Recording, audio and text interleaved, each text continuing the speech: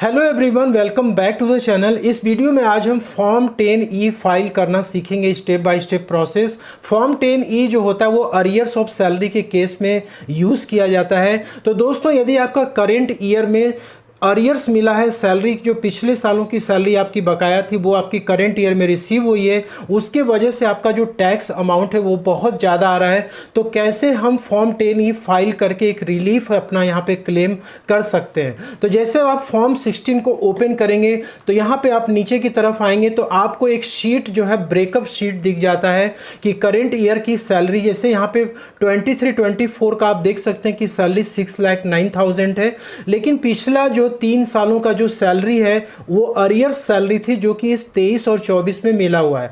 तो टोटल यहाँ पे देख सकते हैं कि 23-24 में 11,55,000 की सैलरी यहाँ पर इसके बेसिस पे जो है फॉर्म 16 में कैलकुलेशन किया गया है। तो देख सकते हैं कि यहाँ पे 11,55,975 लेके कैलकुलेशन किया गया है।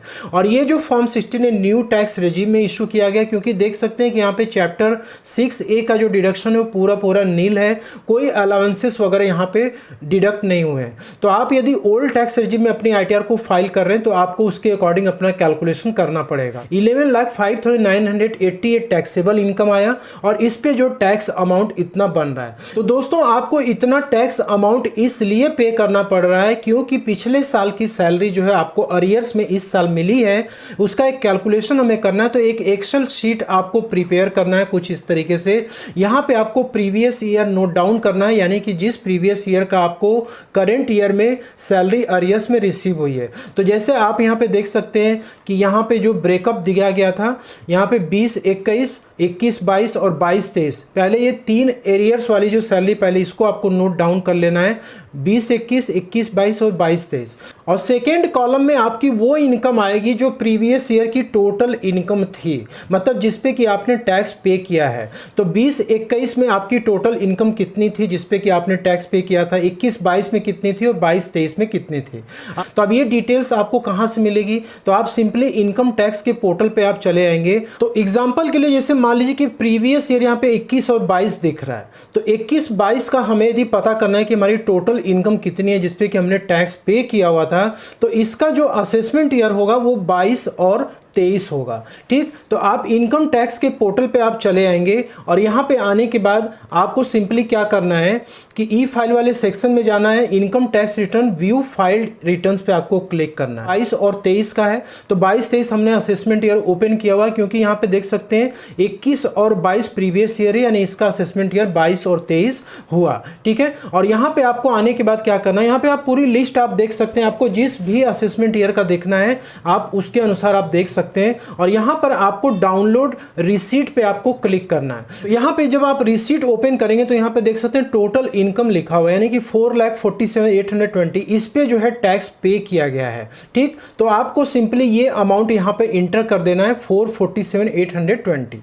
ठीक, अब इसके बाद क्या है कि जो सैलरी आपकी रिसीव हुई थी अरियर में, ये आपका तो नोट डाउन आपको कर लेना है फॉर्म 16 के अनुसार। और यहाँ पे जो नेक्स्ट कॉलम जो आएगा, इन दोनों का टोटल वाला कॉलम आएगा, मतलब ये इनकम और ये इनकम दोनों को आपको प्लस कर देना है। अब इसके बाद जो आपका टोटल इनकम प्रीवियस ईयर का था उसका टैक्स आपको कैलकुलेट करना है। ठीक है, तो आपको इस पे जब टैक्स निकालेंगे, इससे प्रीवियस ईयर में ओल्ड टैक्स रेजिम में आपने रिटर्न फाइल किए हुए, तो 3,06,000, 4,47,000, 7,000, 4,36,000, तो ये इनकम 5 लाख के नीचे, इसलिए टैक्स जो टोटल आएगा वो यहाँ पे 0 आएगा। अब यहाँ पे क्या करना है, ये जो टोटल अमाउंट आपका आया हुआ है, ठीक है, अब इस पे आपको टैक्स कैलकुलेट अपना करना है। तो 5,10,000 और ये वाला अमाउंट आ गया 492 आ गया। ठीक है, तो आपको टैक्स कैलकुलेट करना है, तो आप कैसे करेंगे, सिंपली आप क्या करेंगे, इनकम टैक्स के पोर्टल पे आप चले आएंगे, इनकम टैक्स कैलकुलेटर आपको ओपन कर लेना है। ठीक, और यहाँ पे आपको सिंपली अपना इनकम डालना है, जो टोटल इनकम है, तो ये वाली इनकम आपको यहाँ पे एंटर करनी है। इससे 510,597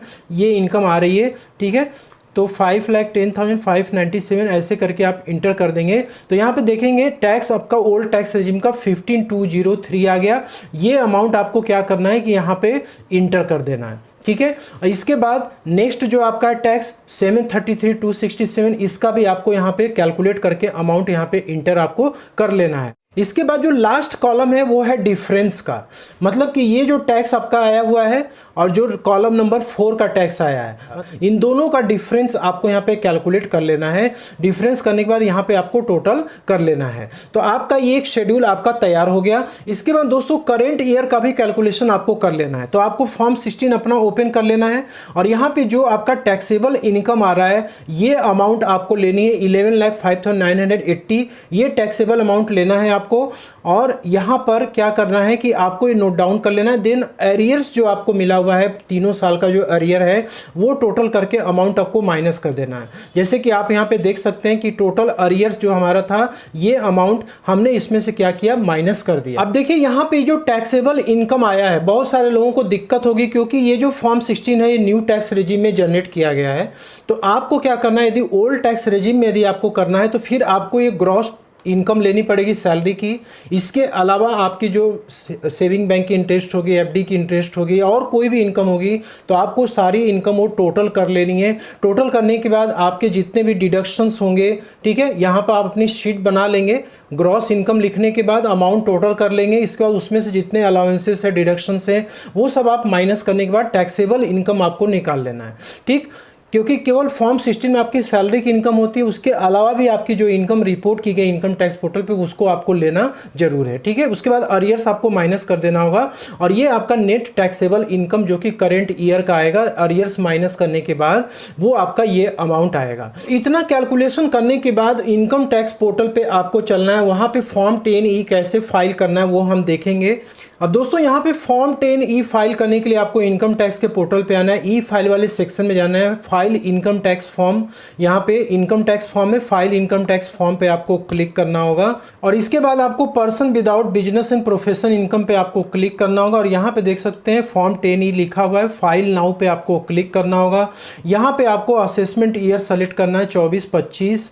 इसके बाद आप नीचे की तरफ आएंगे, कंटिन्यू बटन पे आपको क्लिक करना होगा एंड देन आपको लेट्स गेट स्टार्टेड पे क्लिक करना है और यहाँ पे आपको काफ़ी सारे एनेक्सर्स मिल जाते हैं। तो हमारी केस में सैलरी अरियर्स की सैलरी का केस है तो सबसे पहला ऑप्शन सेलेक्ट करेंगे और यहाँ पे कंटिन्यू बटन पे क्लिक करना होगा। यहाँ पे पर्सनल इन्फॉर्मेशन में आप इसको क्लिक करें, कुछ भी फिलअप करने की ज़रूरत नहीं है, आपका ऑटोमेटिक आ जाएगा। सेव बटन पे आपको क्लिक करना होगा।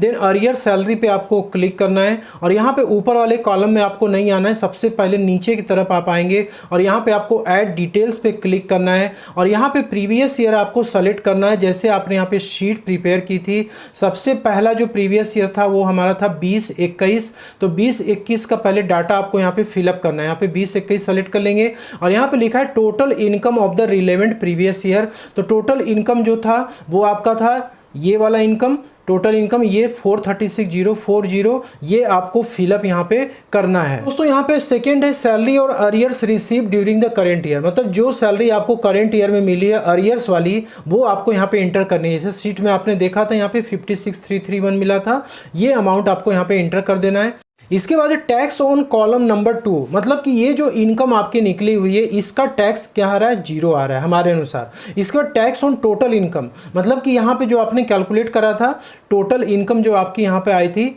ये टोटल इनकम का टैक्स आपको वहाँ पे फिलअप करना है। ठीक, तो इस पर भी 0 आ रहा है क्योंकि 492 है 5 लाख के नीचे, इसलिए ये भी 0 आएगा। ठीक है, तो यहाँ पर आप इसको फिलअप करने के बाद 0 आ रहा है। इसके बाद इसको आप ऐड बटन पे क्लिक कर देंगे। इसके बाद फिर आपको ऐड डिटेल्स पे जाना है और उसके बाद आपको प्रीवियस ईयर, नेक्स्ट जो प्रीवियस ईयर था 21 और 22, ठीक है, तो 21-22 आप यहाँ पे सेलेक्ट कर लेंगे। ठीक है, 21-22 आपको यहाँ पे सेलेक्ट करना है। फिर उसके बाद अगेन फिर से वही फिगर आपको यहाँ पे इंटर करनी है। इसके बाद दोस्तों यहाँ पे total income of the relevant previous year, यानी अगेन आपको एक्सेल शीट ओपन करना है और यहाँ पे टोटल इनकम आपकी जो आई थी 447,820, ये आपको अमाउंट यहाँ पे इंटर करना है। देन आपको यहाँ पे सैलरी और पेंशन जो आपको रिसीव हुई है अरियर वाली सैलरी, वो आपको यहाँ पे इंटर करना। अगेन यहाँ पे आप जो है सेकेंड थर्ड वाला जो कॉलम था 285,447 में, ये आपको यहाँ पे इंटर कर देना है। इसके बाद यहाँ पे टोटल इनकम आपकी ये कैलकुलेट कर देगा और आपके शीट से भी ये मैच करना चाहिए। 733,267 ये आ रहा है। ठीक है, और यहाँ पे tax on total income as per column number 2, मतलब कि ये जो इनकम है इस पे टैक्स हमारा 0 आ रहा है। लेकिन इन दोनों का जब प्लस करेंगे 733 पे तो सिस्टम टैक्स कैलकुलेट कर रहा है 61,520। यहाँ पे आपको इसको ऐड करा लेना है। इसके बाद अगेन ऐड डिटेल्स पे आपको जाना है और यहाँ पर आपको नेक्स्ट प्रीवियस ईयर सेलेक्ट करना है, जो कि आपने यहाँ पे देखा था 22 और 23। दोस्तों इसी तरीके से सारी डिटेल्स आप फिलअप करने के बाद अगेन इसको भी आप ऐड कर लेंगे। इसके बाद आप कोई इनकम नहीं है जो कि हमें ऐड करनी है, अब सीधे ऊपर की तरफ हम आएंगे तो देख सकते हैं यहाँ पे सैलरी और पेंशन जो अरियर्स में रिसीव हुई थी वो 546,335 है, जो कि हमारे इस शीट से मैच कर रही है 546,335। ठीक है, और यहाँ पर अब हम आते हैं नीचे की तरफ और देख सकते हैं यहाँ पे total income as increase by salary. अब यहाँ पे आइटम नंबर 1 बोल रहा है। ठीक है, अब आइटम नंबर 1 में आपको टोटल टैक्सेबल इनकम सैलरी और पेंशन छोड़ करके, जो मैंने आपको बोला था आपको एक्स्ट्रा अलग से कैलकुलेट करना है, जो कि आप इस तरीके से कैलकुलेशन अपना करेंगे। ठीक, तो यहाँ पे देख सकते हैं ये जो नेट टैक्सेबल इनकम आई है 5,59,645 आई है। ये अमाउंट आपको यहाँ पे इंटर कर देना 559,645। ठीक है, ये आप इसको 0 यहाँ से हटा देंगे। ये इनकम आपने इंटर की करेंट ईयर वाली टैक्सेबल इनकम, तो यहाँ पे टैक्स आपको कैलकुलेट कर दिया कि 78,930 टैक्स टोटल आ रहा है। ये 11,05,980 जब आप अपना फॉर्म 16 ओपन करेंगे 11,05,980, तो यहाँ पे देख सकते हैं 78,933 का यहाँ पे टैक्स आ रहा है। और यहाँ पे हम देखते हैं कि हमारा टैक्स कितना कैलकुलेट किया 78,930, यानी कि टैक्स एक टोटल सही कैलकुलेट किया है। ठीक है, अब इसके बाद क्या है कि हमारा टैक्स जो है करेंट ईयर में 78,930 बन रहा है। क्यों बन रहा है? Because of arrears of salary. मतलब कि यदि सैलरी हमको अरियर में करेंट ईयर में नहीं मिली होती तो हमारा टैक्स हो सकता था कि 0 हो सकता था। जैसे मान लीजिए कि यहाँ पर आपका करेंट इनकम मान लीजिए आपके अनुसार 559 आ रहा है। ठीक, यदि आप न्यू टैक्स रेजिम में फाइल करेंगे तो 0 ही आना है। ओल्ड टैक्स रेजिम में फाइल करेंगे तो फिर आपका ये इनकम जो आया हुआ है इस पर टैक्स कैलकुलेट होगा। लेकिन यदि आप ओल्ड टैक्स रेजिम में अपना कैलकुलेशन करें तो फिर उस केस में आपको यहाँ पे टैक्स इंटर करना पड़ेगा। जैसे आप इंटर करेंगे ना, ये इस वाले टैक्स में से आपका ये वाला टैक्स माइनस करके नेट अमाउंट यहाँ पे आपको दिखा देगा। लेकिन ये 0 इसलिए है क्योंकि ये न्यू टैक्स रेजिम के अनुसार कैलकुलेशन कर रहा है। ठीक, अब यहाँ पे आपने देखा कि इतना टैक्स आपका बन रहा है, लेकिन आपके अनुसार ये कि इतना टैक्स हमारा नहीं बनना चाहिए। हमारा प्रीवियस ईयर का जो सैलरी अरियर्स था उसका टैक्स आपने कैलकुलेट किया, तो आपने ये शीट फिलअप किया हुआ है। ठीक है, तो यहाँ पे जो टैक्स आ रहा है वो 76,724 आ रहा है। ठीक, तो करेंट ईयर में आपको टैक्स इतना ही देना है, तो एक्स्ट्रा आपने टैक्स इतना गवर्नमेंट को पे किया, तो ये जो एक्स्ट्रा अमाउंट है ये आपका ऊपर में जो आपने अभी देखा था कैलकुलेशन 78,930 में से ये क्या किया है, आपको ये अमाउंट माइनस कर दिया है 76,724। इसके बाद ये अमाउंट है आपका रिलीफ का सेक्शन 89 का। इतना आपको टैक्स में छूट मिल जाएगा, जो रिमेनिंग अमाउंट है वो आपको रिफंड हो जाएगा। तो सिंपल आप यहाँ पे सेव बटन पे क्लिक करेंगे, देन आपको यहाँ पे वेरिफिकेशन पे जाना है, यहाँ पे चेक कर लेना और यहाँ प्लेस इंटर करने के बाद आपको सेव बटन पे क्लिक करना है। ये आपकी तीनों शेड्यूल कंप्लीट हो चुकी है। देन आपको प्रीव्यू बटन पे क्लिक करना है और यहाँ पे आप एक बार अपना सारा कैलकुलेशन वगैरह आप चेक कर सकते हैं। ठीक है, ये करने के बाद आपको प्रोसीड टू ई वेरीफाई पे आपको क्लिक करना है, यस पे आपको क्लिक करना है और यहाँ पे आपको आधार OTP पे क्लिक करना है। इसके बाद नीचे की तरफ आएंगे, देन आपको कंटिन्यू बटन पे क्लिक करना है, देन आपको इस पे क्लिक करना है, देन आपको आपके आधार OTP जो मोबाइल नंबर है उस पे OTP जाएगा, आपको यहाँ पे इंटर करना होगा। तो OTP आपको इंटर करने के बाद देन आपको वैलिडेट बटन पे क्लिक करना है। इसके बाद ये फॉर्म आपका सक्सेसफुली सबमिट हो जाएगा और जब आप ITR फाइल करेंगे तो उस समय आपको टैक्स पेड वाले सेक्शन में ही आपको फाइनली ये रिलीफ अपना वहाँ पे क्लेम करने को मिलेगा सेक्शन 89 का। तो आप इस तरीके से क्लेम कर सकते हैं। तो दोस्तों hope you like this video में दी गई जानकारी यदि आपको पसंद आई इसे लाइक शेयर जरूर करिएगा। तो मिलते हैं नेक्स्ट वीडियो में, तब तक के लिए जय हिंद जय भारत।